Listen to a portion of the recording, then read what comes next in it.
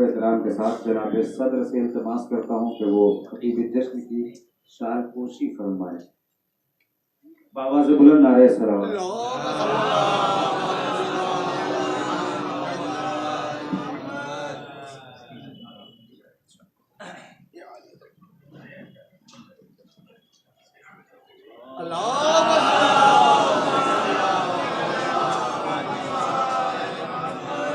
خطیب جشن سے التماس کی جاتی ہے کہ جناب صدر کی شال پوشی فرمائیں۔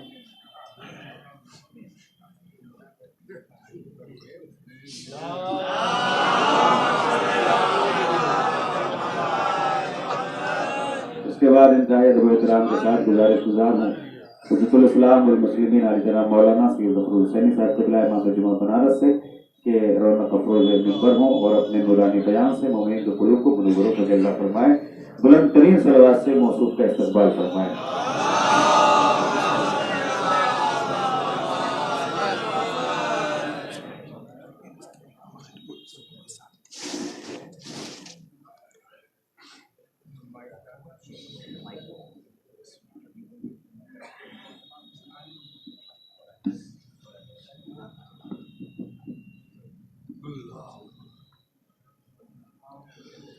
اعوذ باللہ من الشیطان اللعین الرجیم، لا حول ولا قوة الا باللہ العلی العظیم، بسم اللہ الرحمن الرحیم، الحمد للہ رب العالمین، والصلاة والسلام والتحیۃ والاکرام علی سید الانبیاء والمرسلین سیدنا و مولانا ابی القاسم محمد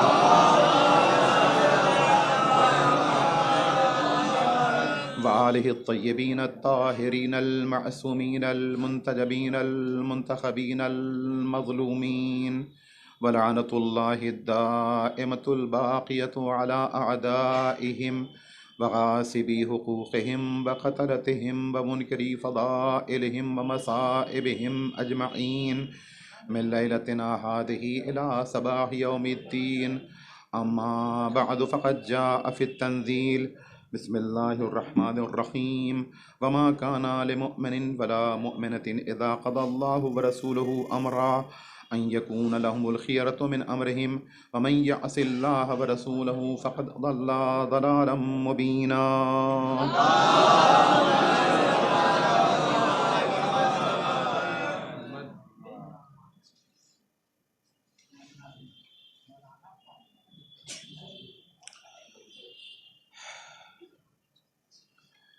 حضرات، محفل اختتام کے مرحلے میں ہے۔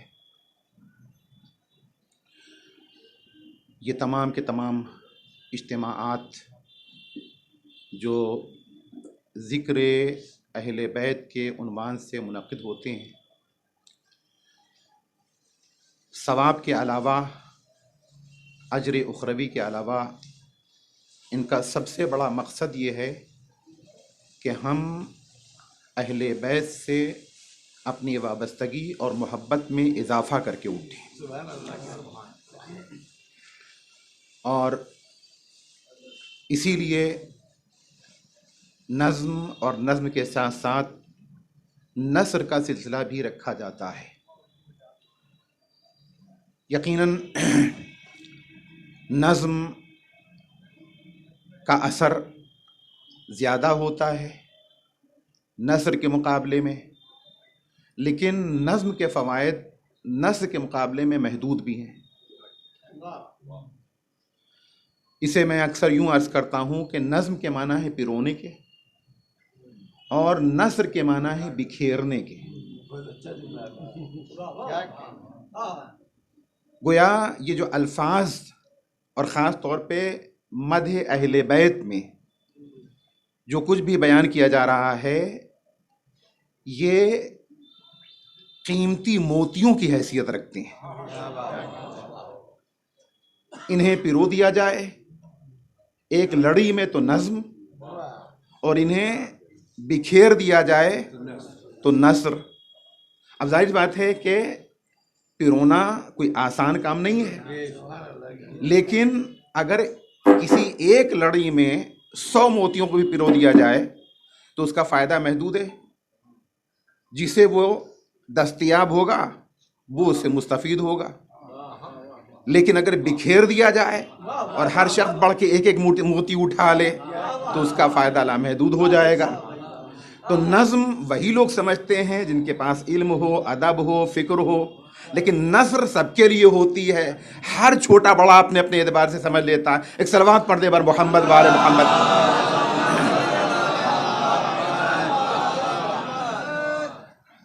तो अहले बैत की मोहब्बत और वाबस्तगी, इसमें इजाफा उस वक्त होगा जब हम उनकी मारिफत में अपनी इजाफा करें, उन्हें ज़्यादा से ज़्यादा पहचानें और ज़्यादा से ज़्यादा उनकी मारिफत हासिल करने की कोशिश करें।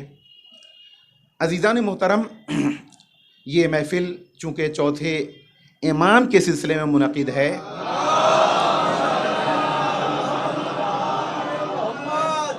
अल्हम्दुलिल्लाह अब जब इमाम का नाम आता है तो मजमे से सलवात की गुजारिश नहीं करना पड़ती है, लोग अपनी जिम्मेदारी को समझते हैं। एक सलवात पढ़ दे बर मोहम्मद वाले मोहम्मद।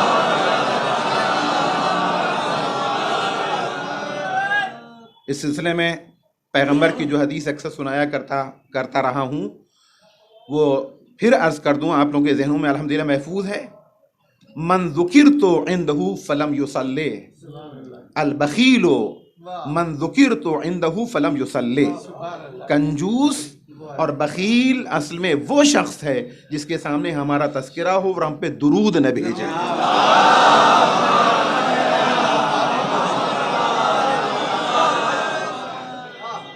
और ये दुरूद एक छोटे से फ़िक्रे पे मुश्तमिल है, लेकिन अज़ीज़ान मोहतरम आप देखें कि इस महफिल और इस ज़िक्र का फैज़ कितना लामुतनाही है। ज़िक्र करना भी इबादत और ज़िक्र सुनना भी इबादत।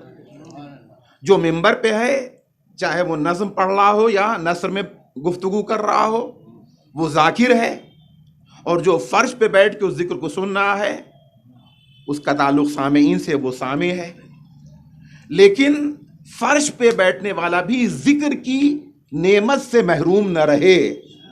लिहाजा ज़ाकिर उस वक्त तक ज़ाकिर है जब तक बोल रहा है, और जब उसने दुरूद की फरमाइश कर दी और आपने दुरूद भेजा तो अब वो सामे है, आप ज़ाकिर हैं। एक सलवात पढ़ दे बर मोहम्मद वाले मोहम्मद।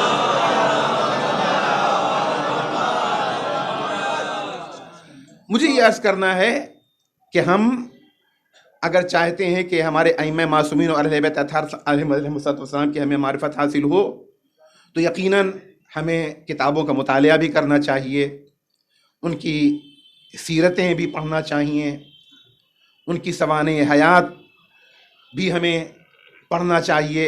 इस सारे के सारे उन्मानात हैं। लेकिन इन महफिलों में भी अगर हम बैठें तो उनका ज़िक्र इस उन्वान से हो कि हमारी मारिफत में इजाफ़ा हो। इस पहलू को सामने रखते हुए मैं आपकी खिदमत पेश करना चाहूँगा कि एक बात हमें यह भी समझना चाहिए कि हमारे अइम्मा मासूमीन या चहारदा मासूमीन, इनके जो अस्माए गिरामी हैं, उन अस्माए गिरामी के अलावा कुछ ऐसे नाम हैं कि जिनको लक़ब का उन्वान हासिल है। मसलन हम अपने चौथे इमाम को याद करते हैं इमाम ज़ैनुल आबिदीन अलैहिस्सलातु वस्सलाम के नाम से, लेकिन ये इमाम का नाम नहीं है बल्कि ये इमाम का लक़ब है। इमाम का नाम अली है।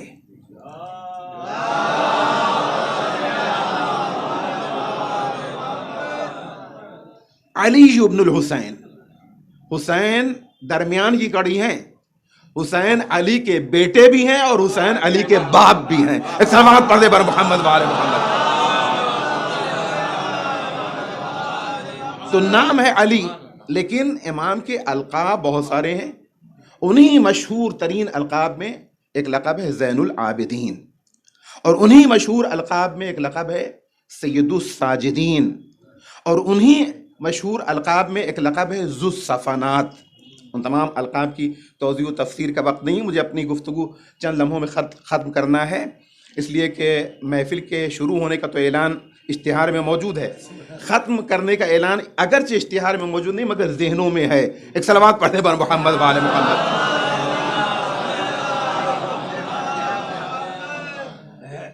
تو یہ مخصوص القاب ہیں، لیکن ائمہ معصومین کے القاب کی صورتحال ہمارے معاشرے اور سماج کی صورتحال سے کافی مختلف ہے.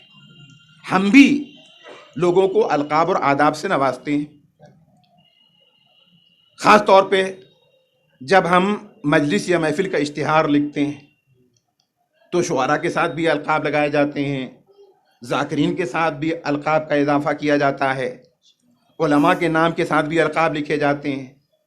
لیکن ہمارے القاب لکھنے میں اور معصومین کے لقب دینے میں بڑا فرق ہے.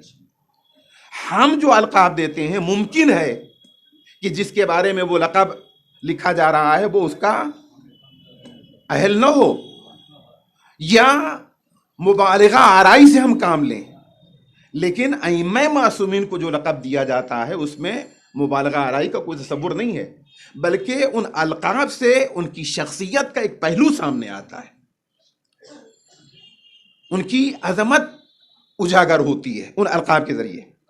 اور آپ جانتے ہیں کہ الگ الگ ادوار میں الگ الگ زمانے میں ائمہ معصومین کے الگ الگ القاب سامنے آئے ہیں. مثال کے طور پہ چوتھے امام کا لقب میں نے آپ کی خدمت میں عرض کیا. چھٹے امام لقب صادق سے پہچانے جاتے ہیں. ساتویں امام لقب کاظم سے پہچانے جاتے ہیں. آٹھویں امام لقب رضا سے پہچانے جاتے ہیں. نویں امام لقب تقی سے پہچانے جاتے ہیں. لیکن اس کا یہ مفہوم نہیں کہ اگر سید الساجدین اور زین العابدین کا لقب چوتھے امام کو ملا ہے تو یہ تقی نہیں ہے، یہ صادق نہیں ہے، یہ امین نہیں ہے. یعنی جس لقب کو جس امام کے ساتھ منسوب کیا گیا ہے، ایسا نہیں کہ تنہا وہی امام اس لقب کا حقدار ہے اور وہ صفات و کمالات دوسرے امام میں نہیں پائے جاتے. اسی فکر کا سدباب پیغمبر نے کیا تھا کہ اولنا محمد و اوسطنا محمد و آخرنا محمد و کلنا محمد. یعنی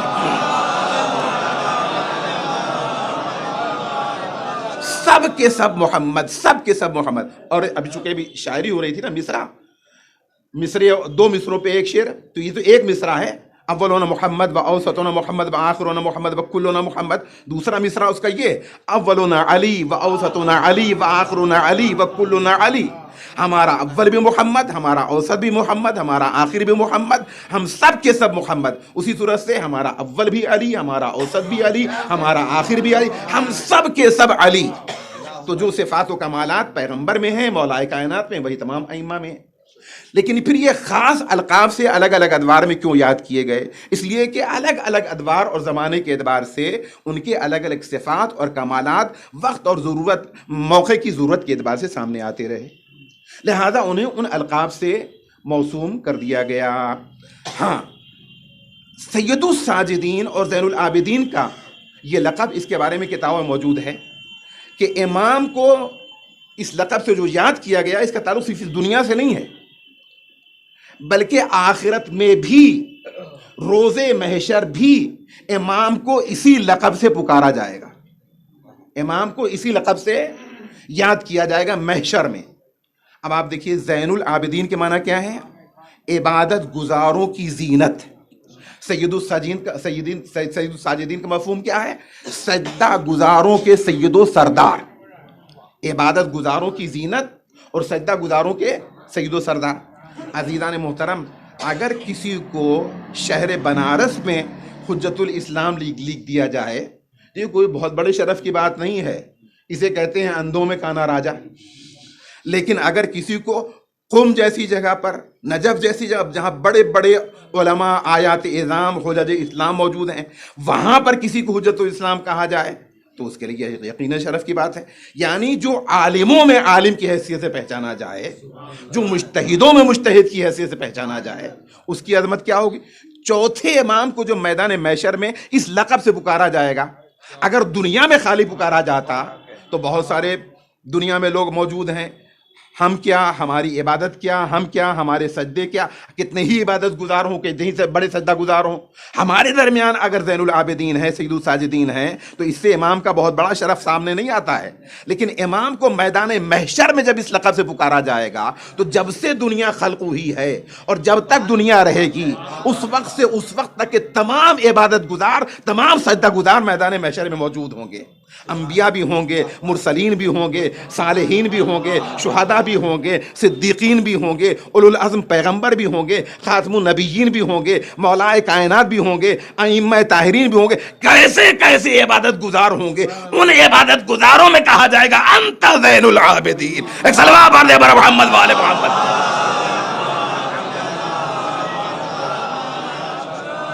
اس سے امام کی عظمت کا بہت عظیم پہلو سامنے آتا ہے، اسی صورت سے سید الساجدین اور دوسرے پہلو۔ اور عزیزان محترم، ایک بات جو ہم اپنے ذہنوں کی اور اپنی افکار کی اصلاح کے لیے میں عرض کرنا چاہتا ہوں، وہ یہ کہ ہماری اردو شاعری میں چاہے وہ نوحے ہوں، مرثیے ہوں یا قصیدے بھی، امام کو ایک اور لقب دے دیا جاتا ہے۔ اس لقب سے امام کی کوئی فضیلت سامنے نہیں آتی ہے، بلکہ بسا اوقات وہ لقب امام کے لیے اہانت کا پہلو رکھتا ہے۔ اور آپ جانتے ہیں وہ کون سا لقب ہے؟ وہ ہے عابد بیمار۔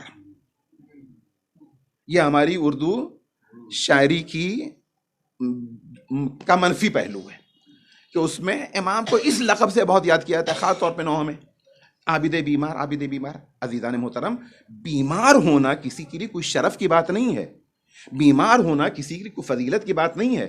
فرض کیے خدا نہ خواستہ آپ اپنے معاشرے میں دیکھ لیجیے، کوئی شخص سخت ترین بیماری میں، مہلک ترین بیماری میں مبتلا ہو جائے اور کوئی اچھا ڈاکٹر اس کا علاج کر دے اور وہ صحت یاب ہو جائے۔ اب اس کے بعد جب تندرست ہو گیا، محفل میں آیا، آپ سب کھڑے ہو گئے، تشریف لائیے بیمار صاحب، تشریف لائیے بیمار صاحب، آئیے دیکھیے یہ جگہ آپ کے لیے آ ہے۔ وہ آپ کی بات کا مراد مانے گا نہیں مانے گا؟ اس کی پیشانی پہ بل آ جائیں گے، آپ مجھے بیمار کہہ رہے ہیں جبکہ میں تندرست ہو چکا ہوں۔ تو وقتی طور پر کسی وجہ سے کسی کا بیمار ہو جانا، یہ اس کے لیے کوئی فن اور کمال کی بات نہیں ہے۔ چوتھے امام مصلحت پروردگار سے میدان کربلا میں ان پر بیماری طاری ہو گئی تھی تاکہ امام پر سے جہاد ساقط ہو جائے، اس لیے کہ امام کو کربلا کے بعد کے مراحل انجام دینا تھے۔ جی، امام کو کربلا کے بعد کے مراحل انجام دینا تھے، پیغام کربلا کو کائنات تک پہنچانا تھا، امام مظلوم کے مشن کو پایہ تکمیل تک پہنچانا تھا، امام مظلوم کے قیام کو آخری منزلوں تک پہنچانا تھا۔ اور اس کے ساتھ ساتھ یہ بھی کہا جاتا ہے کہ امام کی نسل سے سلسلہ امامت کو آگے بڑھنا تھا۔ تو بہرحال کربلا میں 5ویں امام بھی موجود تھے، لہذا یہ بات کمزور ہے۔ حقیقتاً اصل مسئلہ یہ ہے کہ امام کو کربلا کے دوسرے پہلوؤں کو عملی طور پر انجام دینا تھا اور کربلا کے مقصد کو پایہ تکمیل تک پہنچانا تھا۔ یعنی مصلحت یزیدی نہیں تھی کہ امام کربلا میں درجہ شہادت پر فائز ہوں، لہذا امام کو وقتی طور پر حکمت الہی کی بنا پر، مشیت پروردگار کی بنا پر اللہ نے بیمار قرار دیا، مرض علالت میں مبتلا کر دیا، بیماری مبتلا کر دیا۔ لیکن اس کا، اور وہ بھی ہلکی پھلکی بخار جیسی بیماری تھی کہ امام پر سے جہاد ساقط ہو جائے، اس لیے کہ امام نے مظلوم کربلا میں، میدان کربلا میں آواز استغاثہ بلند کی، حل من ناصر ینصرنی۔ امام معصوم کی آواز پر لبیک کہنا واجب ہے، اور اسی لیے جب آخری مرتبہ امام نے استغاثہ بلند کیا ہے تو چوتھے امام استغاثے کی آواز پر لبیک کہتے ہوئے خیمے سے برآمد بھی ہوئے تھے، لیکن امام نے کہا نہیں، بہن ام کلثوم سید سجاد کو خیمے میں واپس لے جاؤ۔ چوتھے امام پر سے جہاد ساقط تھا، تو یہ مصلحت پروردگار تھی کہ امام وقتی طور پہ بیمار رہیں تاکہ ان پر جہاد ساقط ہو جائے۔ اب یہ امام کی کوئی توصیف یا تعریف کے طور پہ یا امام کے لقب کے طور پہ یا امام کی فضیلت نہیں تھی کہ اسے امام کے نام کے ساتھ جوڑ دیا جائے، لہذا ہم نے اس کو جو اضافہ کر دیا ہر جگہ عابد بیمار، عابد بیمار، ہمیں اس چیز کے سلسلے میں احتیاط برتنا چاہیے۔ ایک صلوات پڑھ دے بر محمد وآل محمد۔ اور بات اب اپنے اختتام پہ، لیکن اس سلسلے میں آپ کی خدمت میں عرض کر دوں کہ امام جو واقعاً منصوص من اللہ ہوتا ہے، اللہ اس کے ذمے کچھ فرائض کرتا ہے، کچھ ذمہ داریاں اس کے حوالے کرتا ہے۔ امام کی سب سے بڑی ذمہ داری لوگوں کی ہدایت ہے، اور ہدایت کے ساتھ ساتھ لوگوں کو علوم و معارف کا مالک بنانا، یہ تمام کی تمام امام کی ذمہ داریاں ہیں۔ امامت کے فرائض آپ کتابوں میں پڑھیں۔ چوتھے امام، تمام ائمہ نے ان سخترین حالات میں، ایسے گھٹن کے ماحول میں کہ جہاں گفتگو بھی کرنا ایک عام انسان کے لیے مشکل ہوتا تھا، وہاں پر بھی رہ کر امام نے تمام ادوار میں، چاہے وہ بنی امیہ کا دور ہو، چاہے وہ بنی عباس کا دور ہو، چاہے دیگر افراد کا دور، ہمیشہ ائمہ و معصومین نے اپنے امامت کے فرائض کو انجام دیا ہے۔ چوتھے امام کربلا سے واپس آئے، واپس آنے کے بعد اپنے فرائض کو انجام دے رہے ہیں، لیکن امام کو اجازت نہیں ہے کہ وہ مجمع عام میں بیٹھ کر تقریر کریں۔ نہ امام کو مسجد میں آنے کی اجازت ہے، نہ امام کو ممبر پہ بیٹھنے کی اجازت ہے، نہ مومنین کو اور شیعوں کو، دوزارین اہل بیت کو امام سے ملاقات کی اجازت ہے۔ اب امام اپنے فرائض کو کس طرح سے انجام دیں؟ چنانچہ امام نے دو فریضے اہم ترین انجام دیے، دو فریضے۔ ایک تو واقعہ کربلا کو ارباب عالم تک پہنچانے کا کام، اور دوسرے علوم و معارف کو امت مسلمہ تک منتقل کرنے کا کام۔ اور اس کے لیے امام نے دو چیزوں کو ذریعہ بنایا، دو چیزوں کو وسیلہ بنایا، ایک آنکھ کے آنسوؤں کو اور دوسرے مصلی پہ بیٹھ کے دعاؤں کو، دو چیزوں کو وسیلہ بنایا۔ اور آنکھ کے آنسوؤں کو جو وسیلہ بنایا، حقیقتاً دنیا والوں کو ایک عظیم ترین میڈیا سے واقف کرا دیا۔ ہم تو یہ سمجھتے ہیں کہ زبان ہے کہ جو ہمارے معافی ضمیر کو دوسروں تک منتقل کرتی ہے، امام نے کہا نہیں، اس سے زیادہ مؤثر میڈیا جو دوسروں تک انسان کی باتوں کو منتقل کرتا ہے وہ آنسوؤں کی زبان ہے، اشکوں کی زبان ہے۔ چنانچہ یا مصلی پہ بیٹھ کے روتے تھے، اور رونے یعنی اپنے بابا کے مصائب پہ گریہ فرماتے تھے۔ ظاہر سی بات ہے کہ کوئی آپ کو ہنستے ہوئے دیکھے گا تو وہ پوچھنے نہیں آئے گا کہ آپ کیوں ہنس رہے ہیں، لیکن اگر کوئی روتے ہوئے دیکھے گا اور اس کے دل میں انسانیت کا پہلو ہے، انسانیت کا دل ہے اس کے پہلو میں، تو وہ ضرور آئے گا اور آ کے پوچھے گا کہ آپ گریہ کیوں کر رہے ہیں، کیا بات ہے، کیوں رو رہے ہیں۔ امام نے اشکوں کی زبان اس لیے استعمال کی کہ جو بھی شخص مجھے روتے ہوئے دیکھے گا، پوچھے گا آپ کیوں گریہ کر رہے ہیں، تو میں یہ دیکھوں گا کہ وہ کس زبان کا بولنے والا ہے۔ جس زبان کا بولنے والا ہے اسی زبان میں اپنے بابا کے مصائب بیان کروں گا، اس طرح سے اپنے بابا کے مصائب کو پوری کائنات میں پہنچاؤں گا۔ اور دوسری طرف اگر علوم معارف کے بیان پر پابندی ہے تو مصلی پہ بیٹھوں گا، لوگ دیکھیں گے کہ عبد پروردگار ہے جو اپنے معبود سے راز و نیاز کر رہا ہے، لیکن اسی راز و نیاز کے دوران میں وہ تمام حقائق و معارف دنیا تک منتقل کر دوں گا کہ جن کا منتقل کرنا آسان نہیں ہے۔ جو کچھ میرے جد محترم، میرے جد گرامی نے اپنے خطبات میں منتقل کیا ہے لوگوں تک، جو نہج البلاغہ کے عنوان سامنے آیا ہے، وہ سب کچھ میں صحیفہ کاملہ کی دعا میں لوگوں تک منتقل کروں گا۔ عزیزان محترم، صحیفہ کاملہ کے ذریعے اپنے جد کے مشن کو پائے تکمیل تک پہنچایا، اور آنسوؤں کے ذریعے امام نے اتنا گریہ کیا کہ اس سے وہ سیلاب آیا کہ آج نہ بنی امیہ ہے، نہ بنی امیہ کا تخت ہے، نہ بنی امیہ کا نام لیوا موجود ہیں۔ ایک صلوات پڑھ دیں بر محمد وآل محمد۔ دعا ہے یہ پالنے والے اس عبادت کو ہم سب سے قبول فرما۔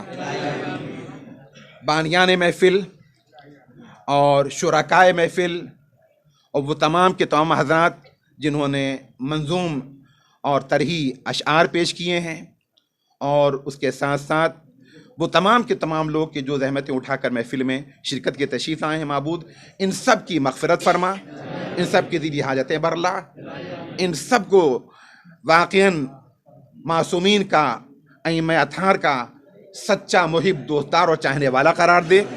پالنے والے اہل بیت کی شفاعت ہمارے نصیب میں قرار دے۔ پالنے والے ہمیں عمل کے اعتبار سے، عقیدے کے اعتبار سے اس لائق بنا دے کہ امام زمانہ کی ناصروں کی فہرست میں شامل ہو سکیں۔ ہمارے مرحومین کو اعلی علیین میں، جوار شہدائے کربلا میں، جوار معصومین میں جگہ مرحمت فرما۔ ہمارے امام کے ظہور میں تعجیل فرما، آمین یا رب العالمین، بحق محمد و آلہ الطاہرین۔ دعائے سلامتی امام زمانہ۔